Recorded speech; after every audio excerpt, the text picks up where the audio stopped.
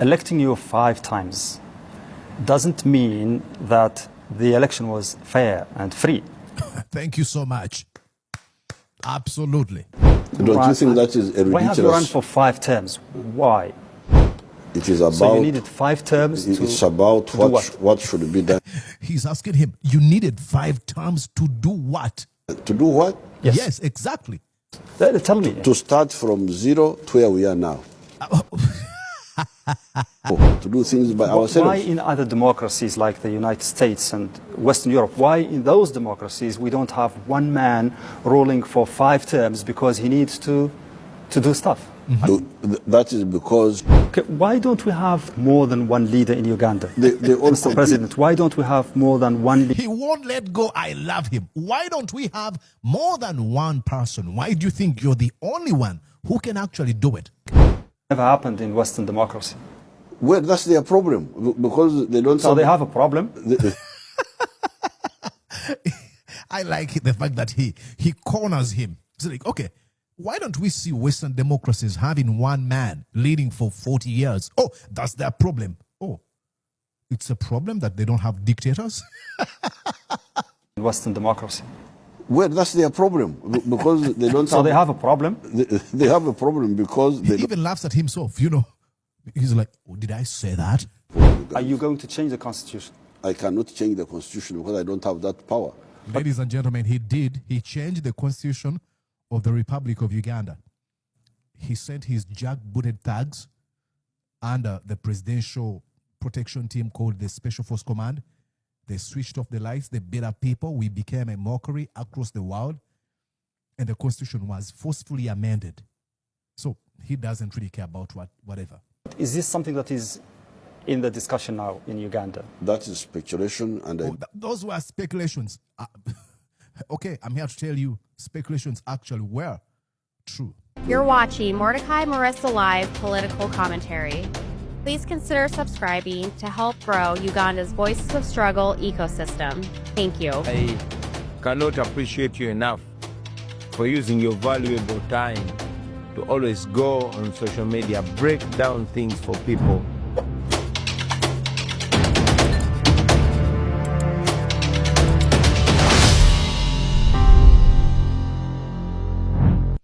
And yes, indeed, presenting to you from these United States of the America, good morning, good afternoon, and good evening from wherever you're watching me. My name is Mordecai Marissa, and you're welcome to Mordecai Marissa Live. Exactly. Thank you so much from wherever you're watching me and at whatever time you might watch this. Thank you so much. Are you ready to go? Yet again, here we go. I want to extend my sincere appreciations to the people that I see. I think from Malawi, people from Zambia and Zimbabwe, people from Kenya, and people from, I think, is it Sierra Leone? And there's Liberia. Many people who watched our last commentary. So thank you so much. I truly appreciate all your support and all your love. All right. Ladies and gentlemen, again tonight we look at the long ruler on the African continent, Yoweri Kaguta Museveni, a man who is hell-bent on keeping power in every way possible, by all means necessary. He's kept this firm grip on power since 1986. When he came to power, back in 1986, he told us the problem of Africa were leaders who overstayed in power. He wants to be in power for 45 or 50 years. Unbelievable. What a betrayal. That's what he told us. You know, the problem of Africa are leaders who overstay in power. He wants to be in power for the next 45, for more than 50 years. And we are here to say no. You're not going to stay in power for this long. And as a journalist, I'm going back and revisiting some of the interviews because I went to the university and pursued a bachelor's degree in mass communication and journalism. And my question has always been, how has this man been able to prevent himself from being held accountable by folks that have had an opportunity to interview him in Uganda? And I finally found out, first of all, they're afraid of him. They've seen what he's done to the journalism as a career in Uganda, confiscating equipment of people, beating them up, brutalizing them, maiming them, and many of them being killed. So they're afraid. By the time they tell you, hey, you're going to interview Museveni, you're already afraid. So now I'm looking at other interviews where he's being interviewed by folks who do not live in Uganda, non-citizens, like we looked at Lindsay Hilsam of Channel 4 News, and I truly appreciate that you watched that conversation. And now we're going to look at, I think his name is Muhammad Val of Al Jazeera. I interviewed him a few years ago. You're going to see. And of course, I think I should warn you in advance what happened in this conversation. As you know, every time Museveni is interviewed, any interview is going to slip into a familiar pattern of lengthy and unsolicited lectures, these evasive deflections, the carefully crafted narrative that, oh, look at me, poor me, Museveni. I don't want to be in power. People force me. I'm this reluctant ruler who has kept this firm grip on power because people force me to be in power. Unbelievable. Anyways, before we do that, I ask you to subscribe to the feed, Mordecai Murisa Live. That's the YouTube.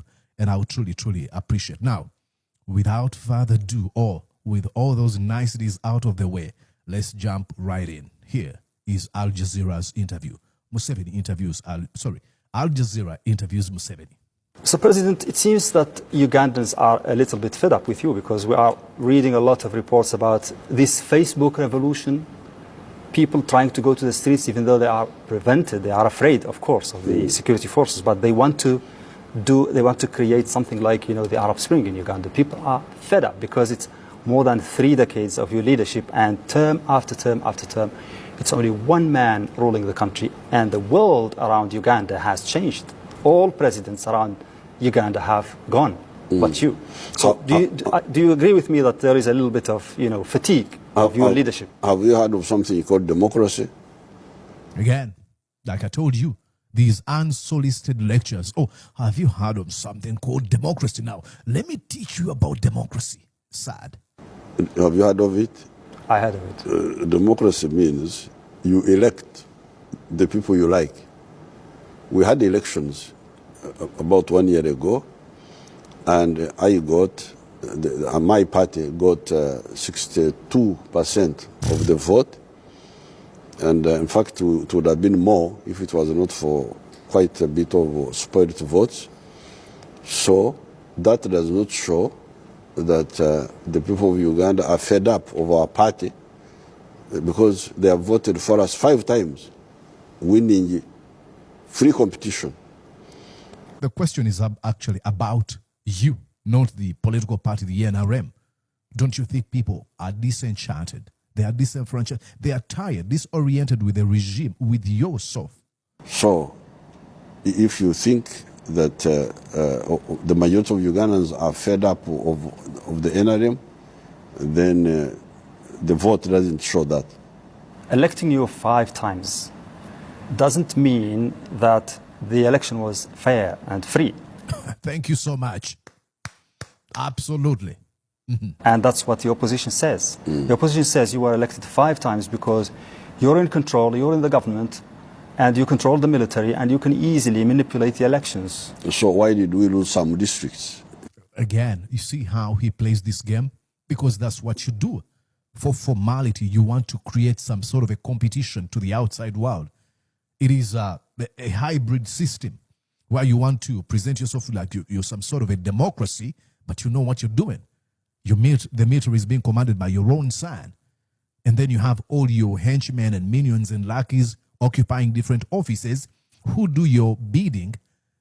What do you mean if you give opposition? For example, let me give an example. If you might be watching from away from Uganda.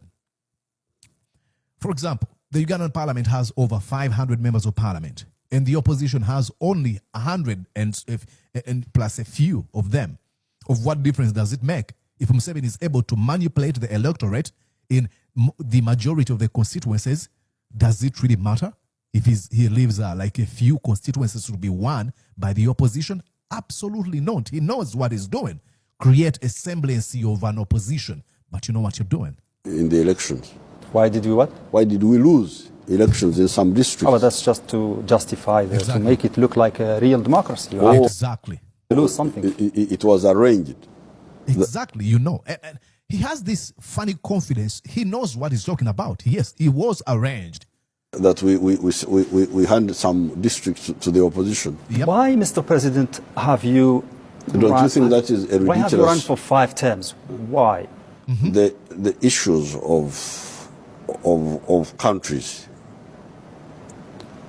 are issues of destiny. Again, evasive deflections. Why are 5 years? You as an individual, they're not talking about Uganda. Why are you thinking that you can run for more than 1, 2, twice, thrice? How many times do you want to run as president? Not mere appearance and theater. It's not theater. It is about. So you needed 5 terms it's about to do what should be done. He's asking him, you needed 5 terms to do what? To do what? Yes. Exactly. Tell me. To start from zero to where we are now. It is so funny. He says to start from zero to where we are now. Museveni, you didn't start from zero. I'll give you an example, ladies and gentlemen. Many of the roads that we have in Uganda were constructed under the leadership, non-perfect leadership, of Milton Obote and Idi Amin Dada and other leaders. The National Referral Hospital we have was built under the leadership of Obote and the Amins and other leaders. So Museveni wasn't starting from zero. And I understand we were coming from the ruins of the regimes of Obote and Idi Amin Dada. But you have to understand there are some caveats that you don't have to actually ignore. Some of these wars that we talk about in Uganda were led by the man himself, Yoweri Kaguta Museveni. Shortly after losing the election in 1980, he was one of the worst performers, and he was leading the military council that organized the election where he lost abysmally. Now, the man whom is thought to have won the election, his name is Paul Kawanga Semwogedere, didn't launch a war. Museveni, who was the worst performer, immediately launched a war that cost over 500,000 people. Museveni's war. So, from zero, if you were building from scratch, that pretty much actually says you had caused the zero, the definition, whatever you mean by zero, that you were starting from. You launched a war on a government after you lost an election. Start from zero because we were at zero. We are now we were not at zero. That's a lie. able to do things by ourselves. Why in other democracies like the United States and Western Europe, why in those democracies we don't have one man ruling for 5 terms because he needs to do stuff? That is because those countries have got a different history.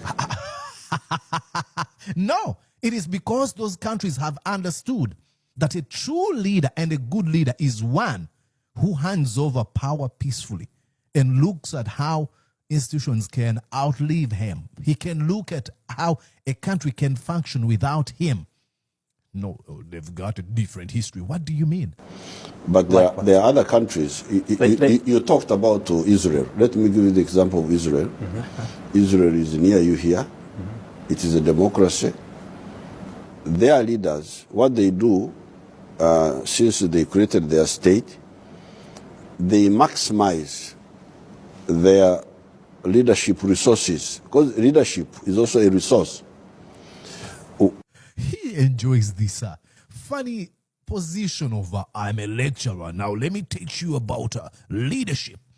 Welcome to my civic engagement right now. I'm going to teach you. My name is Lecturer Museveni.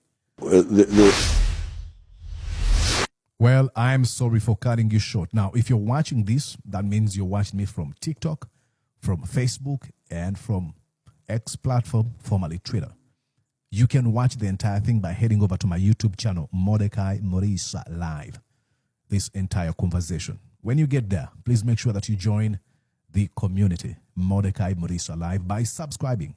I remind you again, subscription is free. But if you're watching me from Facebook, Twitter, and TikTok, please follow. We just hit 400,000 followers on TikTok, 100,000 on Facebook, and 40,000 on X platform. So you might want to be one of those people that fall in those communities. See you on the YouTube, Mordecai Marisa Live. Did you enjoy what you just watched? I'm sure they did. I'm going to guess that you did. How about you consider subscribing to Mordecai Marissa Live YouTube channel? Thank you.